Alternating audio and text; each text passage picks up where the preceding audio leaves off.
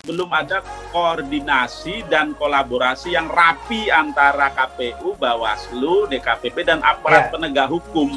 Pilpres, Pileg 2019, itu dalam kondisi normal, 700 wafat. Sekarang kondisinya ini tidak normal, ada pandemi COVID-19. Dan siapa yang akan bertanggung jawab? Ya, wallahu alam bisawab lah.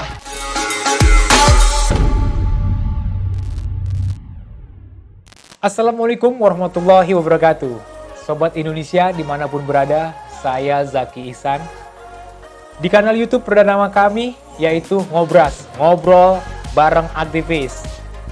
Kanal YouTube kami secara informal akan menyajikan terkait isu-isu sosial, politik, budaya, ekonomi, dan sejarah yang sedang hangat diperbincangkan oleh masyarakat Indonesia. Sudah 6 bulan negeri kita dihantam wabah. Pandemi COVID-19 telah memporak-porandakan aktivitas sosial, politik, budaya, dan ekonomi. Kemarin hari Kamis 17 September tahun 2020 tercatat 9.222 jiwa anak bangsa gugur karena terpapar corona. Dari hari ke hari jumlah tersebut terus meningkat. Nah, ironisnya pemerintah terkesan memaksakan penyelenggaraan Pilkada 2020 untuk tetap dilaksanakan. Sepenting apakah agenda tersebut sehingga tidak bisa ditunda? Untuk itu, Sobat Indonesia, kami mencoba untuk menghubungi salah satu rekan saya waktu jadi aktivis mahasiswa di Jogja. Namanya Zulfikar Arsesadikin, di mana saat ini beliau menjabat sebagai anggota DPR RI dari Komisi 2. Komisi 2 adalah mitra kerja dari pemerintah dan KPU. Sobat Indonesia, kita coba hubungin Bang Zulfikar. Mudah-mudahan dia mau ngangkat telepon saya dan mau diajak ngobrol terkait penyelenggaraan Pilkada serentak 2020. Halo Bang Jul, Jaki, apa kabar? Wah, lama nih nggak ngobrol. Bang Jul, kita ngobrol ya terkait Pilkada serentak 2020. Bang Jul, apa kabar Bang Jul? Baik, alhamdulillah. Alhamdulillah. Baik, Zaki. Bang Jul, sama-sama. Kemarin saya itu sempat baca salah satu media nasional online ya, bahwasanya Komisi 2 menyampaikan mustahil Pilkada itu ditunda. Itu pernyataan pribadi seorang Zulfikar Arsesadikin Simatupang atau memang kesepakatan dari Komisi 2 untuk memang tetap menyelenggarakan Pilkada serentak tahun 2020, di mana pemungutan suara akan berlangsung pada tanggal 9 Desember tahun 2020 mendatang. Jadi itu pernyataan komitmen. Kita ini sebenarnya sudah menunda pelaksanaan Pilkada karena bencana non-alam, yaitu COVID-19. Dengan hadirnya Perpu 2 2020. Kalau di Undang-Undang 10 2016 itu dilaksanakan September 2020. Nah, karena kita COVID-19 ya, kita menunda, pemerintah mengeluarkan Perpu. Nah, kita menyetujui Perpu tersebut. Akhirnya digeser ke Desember. Nah, jadi penundaan itu sudah dilakukan. Lalu di Perpu itu disebutkan untuk melanjutkan Pilkada serentak dibicarakan antara pemerintah, DPR RI, khususnya Komisi 2 dan penyelenggara KPU, Bawaslu, DKPP. Nah, berapa kali pertemuan akhirnya disepakati Pilkada dilaksanakan 9 Desember. Jadi pernyataan saya itu adalah pernyataan komitmen atas keputusan yang sudah kita tetapkan bersama. Begitu Bung Zaki. Jadi legal formalnya sudah bisa dipertanggungjawabkan ya, seperti itu, karena undang-undangnya juga sudah diputuskan atau ditetapkan. Dan setahu saya memang setahu saya memang Presiden Jokowi ya sudah memutuskan juga, sudah memberikan statement bahwa Pilkada serentak tahun 2020 tetap akan diselenggarakan. Kita tahu lah. Ya. Hari ini kita ini masih dalam masa pandemi COVID-19 yang telah Ya. selama 6 bulan ini membuat kegiatan dan sendi-sendi kehidupan bangsa kayak semacam apa namanya tidak bergerak, kayak semacam tidak hidup. Lalu tiba-tiba pemerintah memutuskan pilkada serentak tetap akan diselenggarakan. Kita tahu tadi malam saya sempat baca juga di salah satu media online nasional, terutama tenaga kesehatan kita ya, 117 loh Bang Jul sudah gugur karena terdampak corona. Dan kita lihat di pendaftaran beberapa saat yang lalu, pendaftaran para kontestan atau kandidat yang akan bertarung di Pilgub, di Pilgub dan pemilihan wali kota, itu pun melibatkan massa, artinya terjadi pelanggaran di sana. Apakah DPR tidak mempertimbangkan hal-hal seperti itu, terutama di Komisi 2 sebagai mitra kerja dari pemerintah dan KPU? Ya, kita mengerti bahkan memahami apa yang terjadi pada saat tahapan pilkada itu dimulai kembali ya bulan Juni yang lalu itu. Lalu kita lihat juga pada saat masa pendaftaran 456, antusiasme masyarakat seperti itu. Kita tahu juga ada pelanggaran protokol kesehatan di sana. Namun demikian yang perlu kita mengerti juga, semua pihak harus mengerti, kita ini sebenarnya dari sisi filosofis berusaha betul menyeimbangkan ya, yang menurut saya sama-sama penting antara keselamatan warga dengan kedaulatan rakyat. Kita tidak mau tidak melaksanakan salah satu, kedua-duanya harus kita lakukan ya, beriringan bersamaan. Lalu secara yuridis juga memang di Undang-Undang 10 2016 dan Undang-Undang Pemda 2014 24 2014 itu dikatakan pemilihan 5 tahun sekali. Jadi kita menganut sistem Bung Zaki ya. Mau tidak mau ya 5 tahun sekali. Lalu masa jabatan kepala daerah, wakil kepala daerah juga 5 tahun sekali. Kita itu tidak ada mekanisme sebenarnya. Kalau kepala daerah, wakil kepala daerah itu masa jabatannya berakhir, itu kan akan berakhir di 2021 nanti ya. Apa? Itu tidak ada kecuali dengan pemilihan ya. Kecuali dengan pemilihan karena memang 5 tahun sekali itu. Nah, kalau ada yang bilang Kota Makassar itu pemilihan Bung Zaki. Nah, ketika yang menang kotak kosong, karena kan Kota Makassar itu paslon tunggal. Betul. Nah, ketika yang menang kotak kosong, maka dibuatlah PLT untuk melanjutkan pilkada di putaran berikutnya. 2020 ini pilkada itu Kota Makassar. Jadi tidak ada kecuali pemilihan. Nah, terus yang ketiga dari sisi sosiologis, di tengah COVID-19 ini tetap berlangsung, kita ingin menjaga masyarakat itu tetap punya kepercayaan kepada pemerintah. Kalau nanti ditunda lagi misalnya dan penundaannya itu belum diketahui pasti kapan, karena di Perpu 2 2020 itu disebutkan bisa ditunda lagi atas persetujuan 3 pihak, pemerintah, penyelenggara, dan DPR sampai COVID-19 ini berakhir. Nah, persoalannya kapan berakhir? Kita belum tahu Bung Zaki. Oleh karena itu daripada melaksanakan sesuatu yang belum pasti, ayo ini kita pastikan yang sudah terjadwal 5 tahun sekali, yang sudah menjadi kesepakatan kita bersama 9 Desember 2020, dengan catatan, yang saya bilang itu dengan catatan, satu, harus menegakkan protokol kesehatan sedisiplin mungkin, semaksimal mungkin. Pilkada 2020 ini akan diselenggarakan di 270 daerah ya. Iya.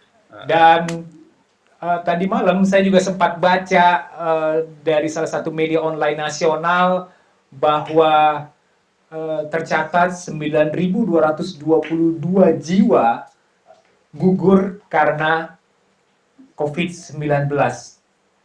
Ya, ya, ya, ya.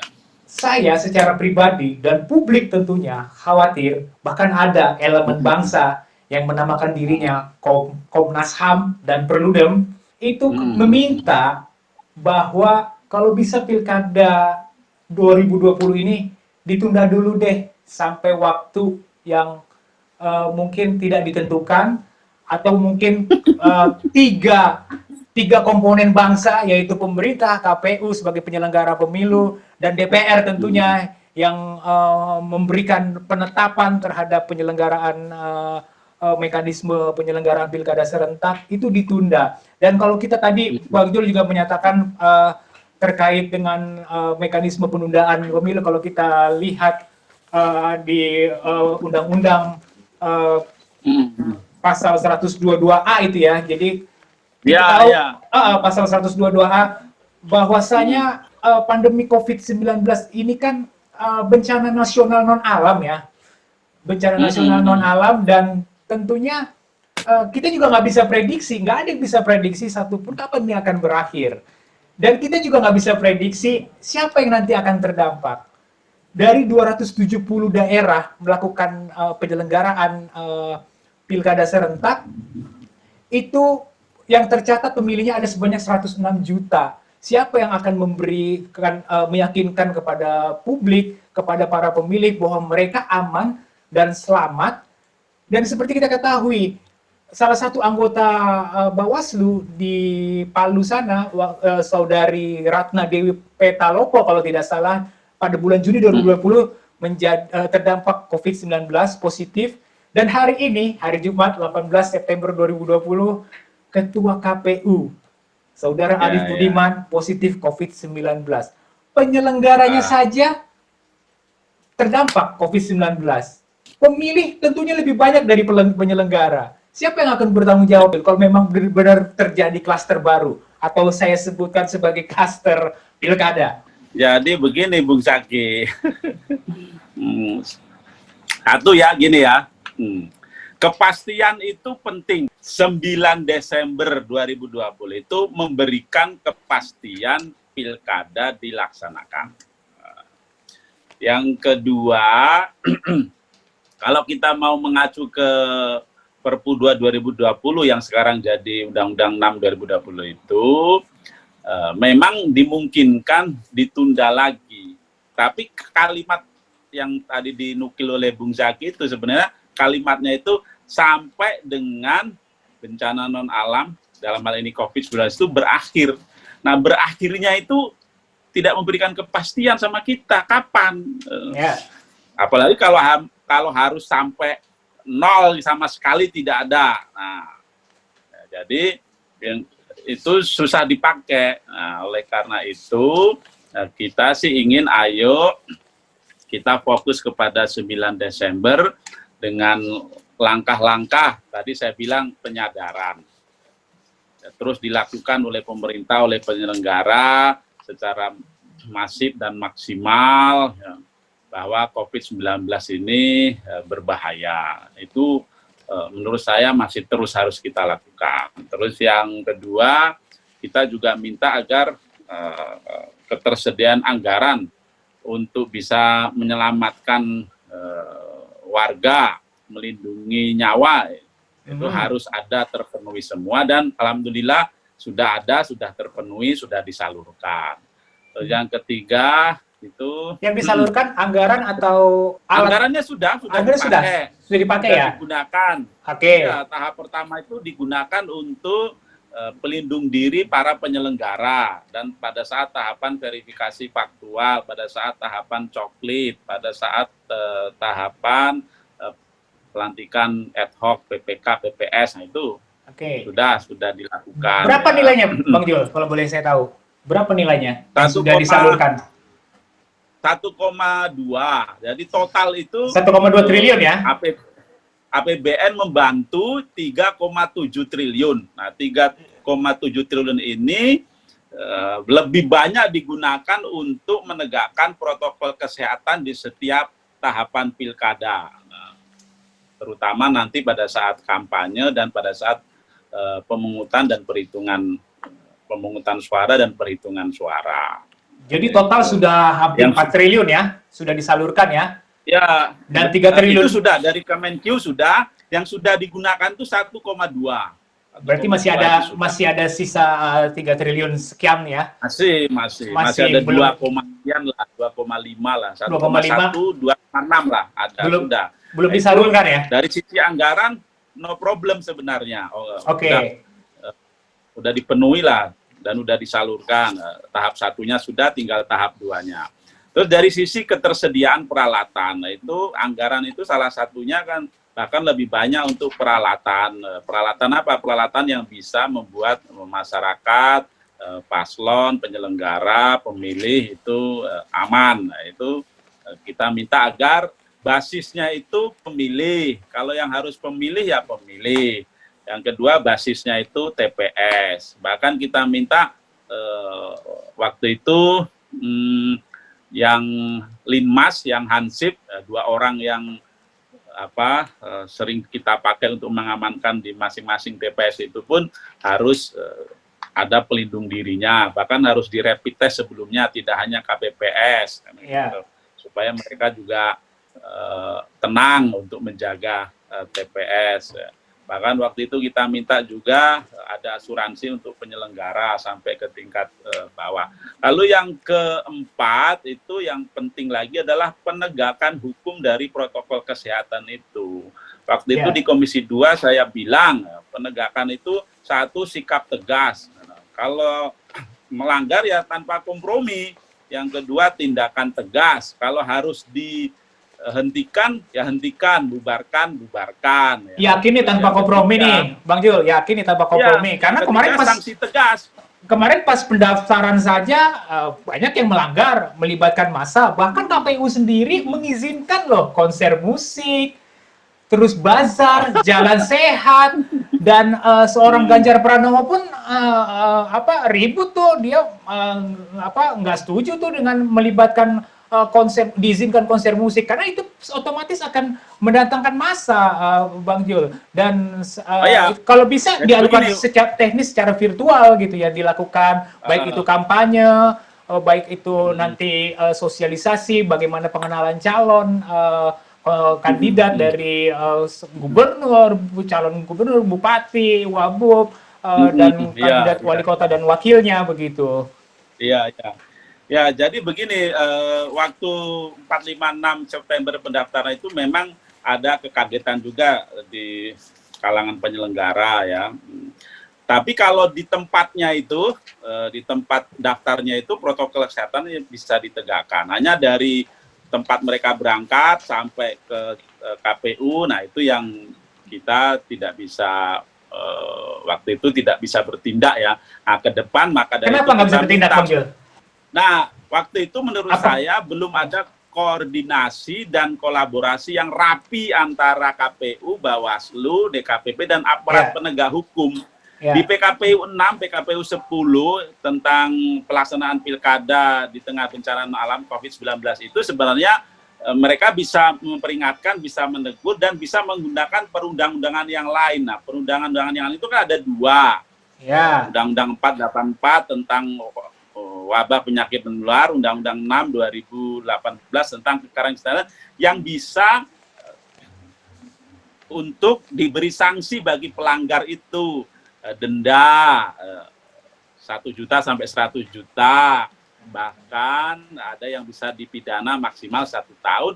Yang penegakan itu memerlukan aparat penegak hukum. Nah, kelihatannya ini belum ada. Maka tadi siang kita dengar berita mereka Kemenpolhukam, Kemendagri, ya kan, KPU, Bawaslu, DKPP rembuk kembali. Ya, waktu itu juga Komisi 2 meminta pada saat kita rapat itu agar mereka makin kerjasama dan makin kolaborasi dengan aparat penegak hukum agar bisa bertindak tegas penegakan protokol kesehatan. Begitu, Bung Zaki.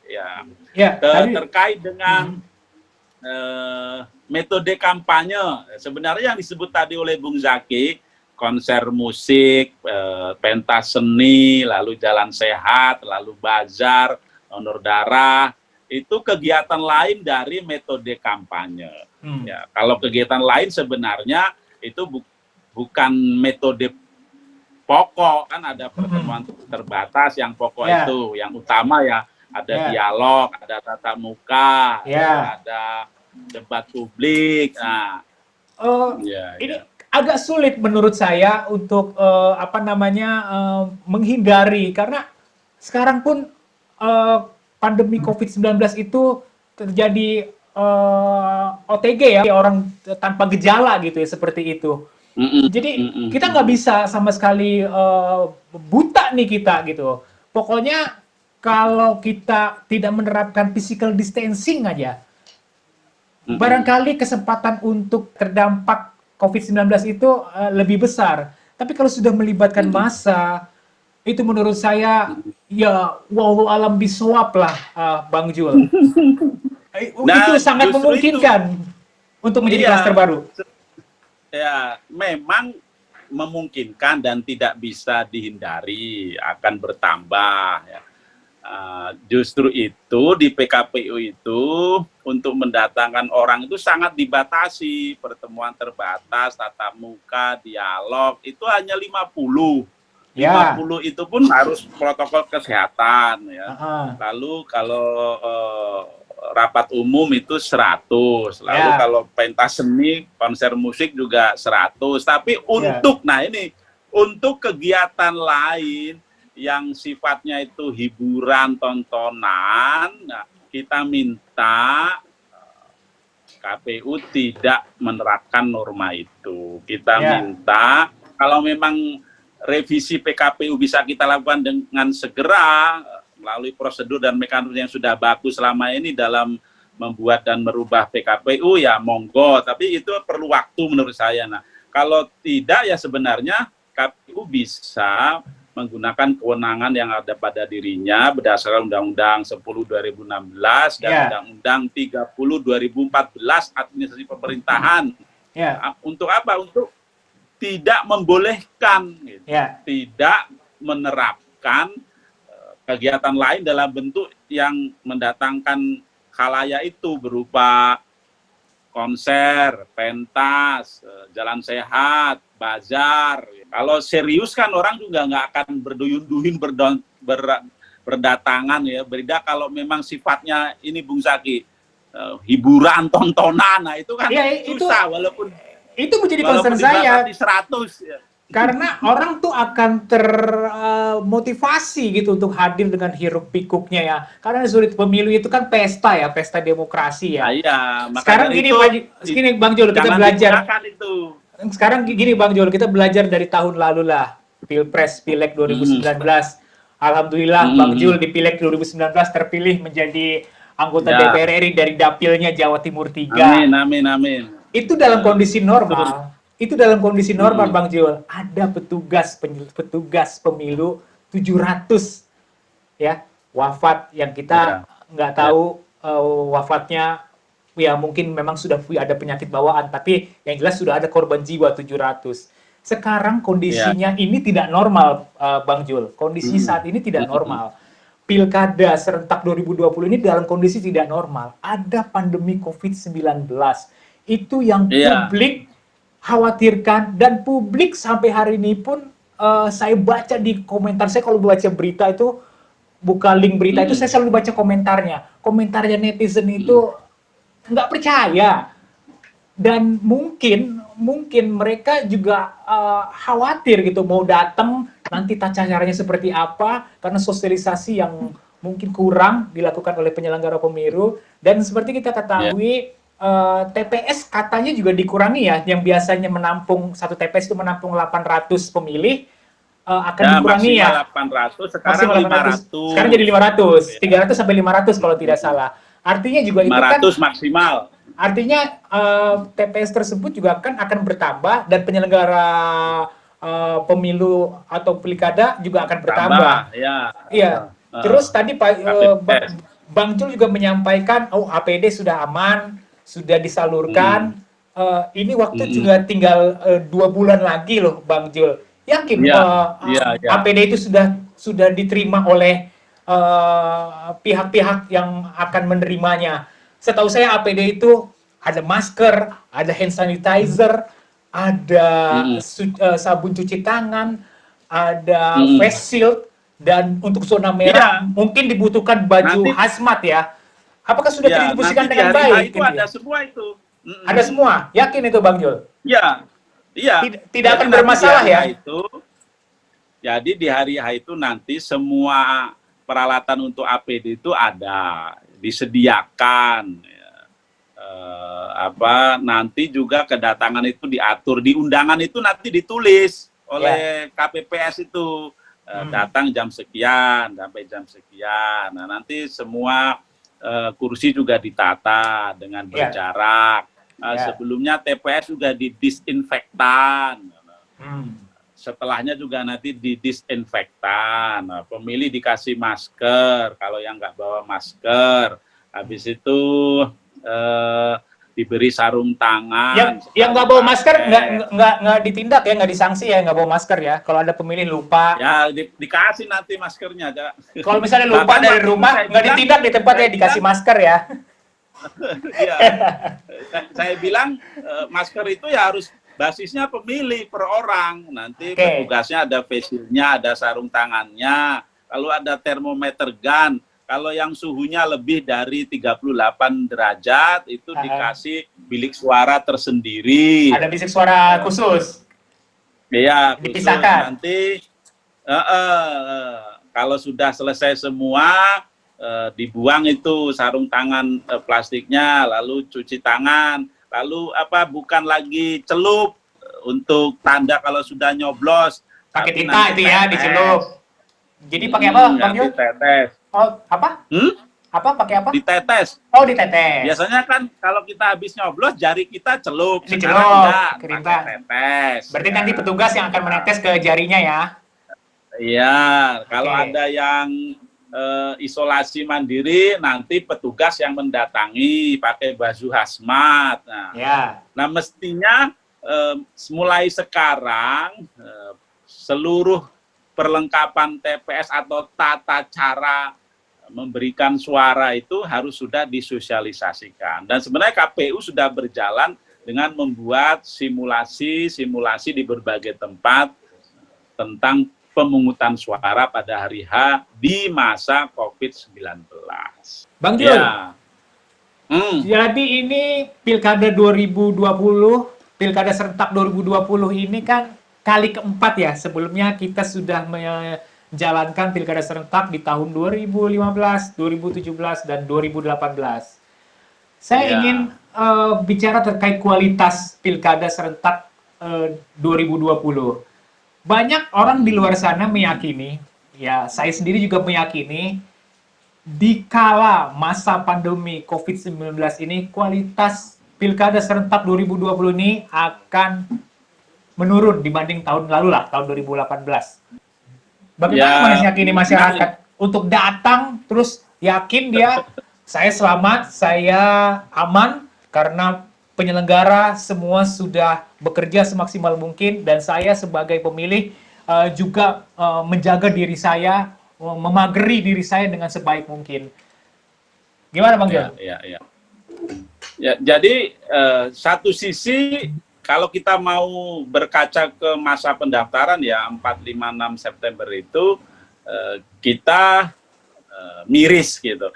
Tapi di sisi yang lain kita bisa baca juga sebenarnya masyarakat itu yakin juga terhadap dirinya bahwa mereka itu kuat, sehat gitu. Terbukti mereka beramai-ramai itu mengantarkan paslonnya. Itu menunjukkan bahwa memang mereka menginginkan itu pendukung Bang Jul, bukan masyarakat Bang Jul. Pendukung paslon. Iya, tapi kan kalau semuanya dijumlahkan masyarakat itu, karena masing-masing paslon punya pendukung, itu menunjukkan bahwa memang masyarakat itu ingin ada perubahan, bisa perubahan pemimpinnya, ya kan, bisa perubahan masa depan mereka yang melalui pemimpinnya gitu, atau ingin juga pemimpin yang menurut mereka terbaik itu bisa makin mewujudkan harapan mereka. Itu dari sisi itu ya. Nah, dari sisi yang lain sebenarnya kalau kita positive thinking ini ya. Ya. Masyarakat tuh ya di bawah itu Bung Zaki ya, kalau kita jalan-jalan itu juga sebenarnya tenang, mereka itu tenang, nyaman gitu, nggak terlalu maksudnya tenang nyaman dengan COVID-19. Ya sudah adaptasi mereka, coba aja tuh kalau sudah adaptasi jalan-jalan itu, jalan-jalan ke daerah-daerah, coba itu, iya, warung kopi juga masih ada buka, ya kan. Kaki lima juga buka, pasar juga buka. Gitu ya, mereka kaki lima buka karena terpaksa kondisi ekonomi, Bang Jul. Jadi kalau kita, apalagi hari ini Ketua KPU Arief Budiman, sekali lagi saya sebut terdampak COVID-19. Tentunya itu akan... Ya insya Allah sembuh lah. Kalau sembuh ya. Ya saya sebagai dari sisi kemanusiaannya saya mendoakan lah Bung Arief Budiman sebagai Ketua KPU kita bisa segera pulih, diberi kesembuhan oleh Allah Subhanahu wa taala, lalu bisa segera menjalankan tugasnya karena Pilkada serentak sebentar lagi 9 Desember 2020 akan terjadi pemungutan suara gitu ya. Tapi memang ya mungkin masyarakat sebagian lah, ada beberapa yang sudah adaptasi, mereka sudah bisa hidup berdampingan. Ya memang ada pandemi COVID-19, tapi kita lihat di Jakarta sudah dilakukan PSBB kembali gitu ya. Zona merah, gugus tugas COVID juga sudah memetakan mana sih selama penyelenggaraan pilkada serentak ini, mana zona merah, zona oranye, dan zona kuning dan zona hijau. Mohon itu hal-hal data seperti itu disosialisasikan, lalu digemborkan, digempakan lah gitu ya, digempakan ke seluruh penjuru Nusantara, terutama ke 207 daerah yang akan menyelenggarakan 270 daerah yang akan menyelenggarakan pilkada, Bang Jul. Karena tahun ini adalah 106 juta loh kalau tidak salah pemilih itu yang terdaftar. Iya. Setuju. Dan 106 juta kalau 1%-nya aja, gitu kan? 1%. Ya janganlah kita tidak berharap gitu ya. Tapi kalau 106 juta dari 1%-nya aja tiba-tiba terdampak, ya Allah. Luar biasa, kita akan mengalami sebuah pandemi yang mungkin menjadi nomor 1 nanti di dunia gitu ya, karena kita mengalami seremonial proses pesta demokrasi itu. Ya, yang kelima, langkah yang tadi 4 ya, ini yang terakhir yang kelima ini salah satu langkah yang bisa kita lakukan itu adalah kalau memang di suatu daerah itu benar-benar dinyatakan sangat berbahaya karena transmisi COVID atau katakanlah begitu 19 ini hampir menyebar ke semua wilayah di sebuah kabupaten atau provinsi. Itu berarti force major ya. Kalau sudah force major, waktu itu saya sampaikan juga, bolehlah kita mempertimbangkan untuk melakukan penundaan lokal. Karena itu pun dimungkinkan, diberi ruang di dalam Undang-Undang 10/2016. Dan artinya bisa didiskusikan ya? Artinya bisa diskusikan bisa diskusikan, dan bisa mungkin sebelum 9 Desember 2020 mungkin bisa ya, karena kalau kita melihat trennya bisa, tiba-tiba artinya ditunda. KPU Bawaslu kan selalu koordinasi dengan gugus tugas waktu itu ya, termasuk dengan sekarang ini tim, kan BNPB gugus tugas inilah yang tahu mana hijau, kuning, oranye, biru, merah gitu ya, dan pergeserannya. Ya mudah-mudahan lah, kalau menurut saya sih bukan berarti saya mendiskreditkan atau berarti tidak empati, itu bukan ya. Kalau memang kita benar-benar mau menggunakan protokol kesehatan dengan disiplin, menegakkan betul-betul protokol kesehatan dimanapun, kapanpun, kalau kita keluar gitu beraktivitas gitu, kita bisa sedikit mengerem gitu, mengurangi. Selanjutnya Mendagri juga sempat merilis ada sekian 200 berapa saya lupa, itu incumbent maju incumbent atau petahana tetap maju di pilkada, akan melanjutkan kepemimpinannya lah, tetap maju menjadi kandidat di pilkada serentak 2020 ini. Nah, saya membaca kok begini ya, gugus tugas COVID-19 dan pemerintah sudah bekerja semaksimal mungkin bagaimana mengantisipasi penyebaran pandemi COVID-19. Di sana ada program-program pemerintah, bantuan sosial atau jaring pengaman sosial, ya kan?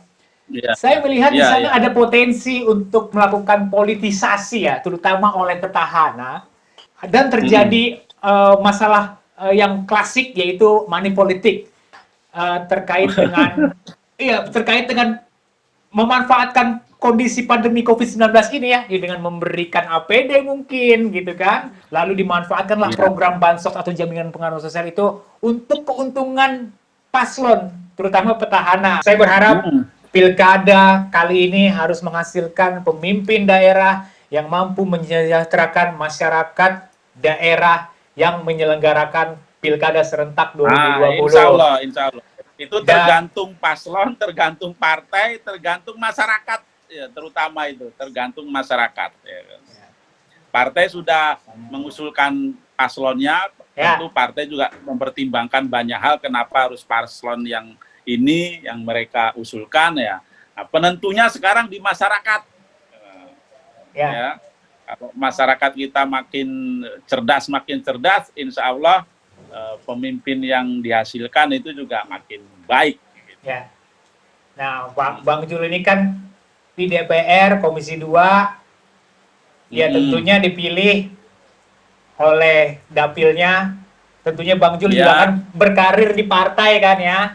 Jadi nggak usah saya sebutin lah partainya Bang Jul apa, biar nanti pemirsa sendiri yang cari Zulfikar Arse Sadikin Simatupang itu dari partai apa. Tolong kasih wejangan, pesan dan kesan terhadap pemilih, pemerintah, dan penyelenggara pemilu. Karena semua komponen ini harus bekerja sama, berkolaborasi, supaya hasil dari pilkada serentak di masa pandemi COVID-19 ini bisa maksimal, Bang Jul. Silakan Bang Jul.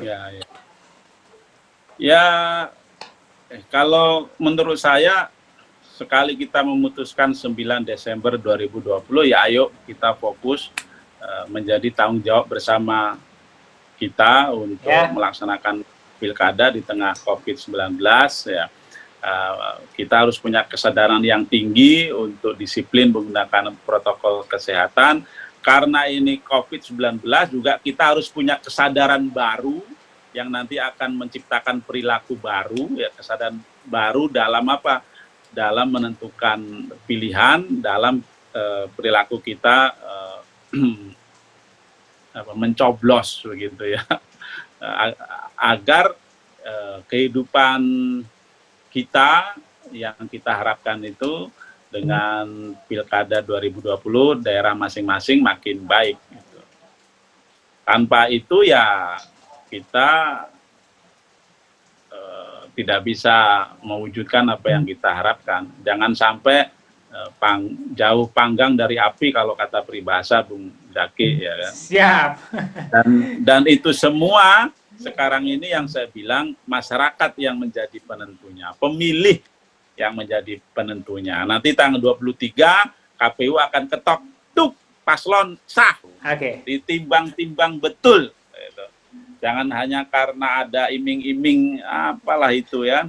Benar-benar atas dasar nurani, atas dasar pikiran rasional, akal sehat gitu ya. Betul. Agar kehidupan kita di masa yang datang makin baik, makin baik. Nah, Sobat Indonesia, barusan Zulfikar Arse Ayo Sadikin. sukseskan pilkada 9 Desember 2020. Siap, terima kasih. Nah, sahabat Indonesia, sahabat Ngobras, ngobrol bareng aktivis. Ya. Rakyat berdaulat, warga sehat. gitu. Oke, setuju. Bang Jul masih ingin rasanya masih ingin menyampaikan undang-undang yang ada di kepalanya. Tapi sekali lagi sahabat Indonesia dan sahabat Ngobras, ngobrol bareng aktivis, kita tadi sudah mendengar beberapa pesan dan kesan dan beberapa masukan dan terkait penyelenggaraan Pilkada serentak tahun 2020. Mudah-mudahan obrolan kita perdana ini bisa membawa manfaat untuk publik Indonesia, bisa mencerahkan masyarakat, terutama pemilih yang akan datang ke TPS masing-masing, terutama pemilih yang akan menjadi penentu, gitu. Betul. Daerah. Betul, saya setuju. Tapi permasalahannya pemilihnya terdaftar apa enggak, Bang Jul, kan begitu. Ini masalah klasik juga. Jangan sampai nggak terdaftar. Semua kalau terdaftar. Karena itu masalah klasik, Bang Jul. Masalah klasik ya nggak selesai. Nggak terdaftar atau datanya hilang. Nah itu bayangin pemilih sebagai instrumen pesta demokrasi nggak terdaftar. Oke, Bang Jul. Terima kasih. Ya. Wabillahi taufiq wa hidayah. Wassalamualaikum warahmatullahi wabarakatuh. Demikian obrolan singkat kami dengan Zulfikar Arse Sadikin, anggota DPR RI dari Komisi 2 terkait Pilkada serentak 2020 yang tetap akan diselenggarakan pada tanggal 9 Desember 2020. Itu adalah pemungutan suaranya. Tapi juga ada kemungkinan bisa ditunda jika pandemi COVID-19 sulit dikendalikan. Asalkan DPR, pemerintah, dan KPU bersepakat untuk menundanya. Bagi para pemilih, jangan lupa untuk memastikan Anda terdaftar dan datang ke TPS masing-masing dengan penuh keyakinan karena pemerintah dan penyelenggara pemilu menjamin keselamatan dan kesehatan para pemilih. Jika Sobat Indonesia ingin mendapatkan update video dari kami, silakan like, subscribe, dan nyalakan tanda lonceng. Jika ingin berkomentar, silakan komentar di kolom komentar. Tapi jangan lupa, no sara. Kenapa? Karena kita Indonesia. Sampai ketemu di video berikutnya. Wassalamualaikum warahmatullahi wabarakatuh.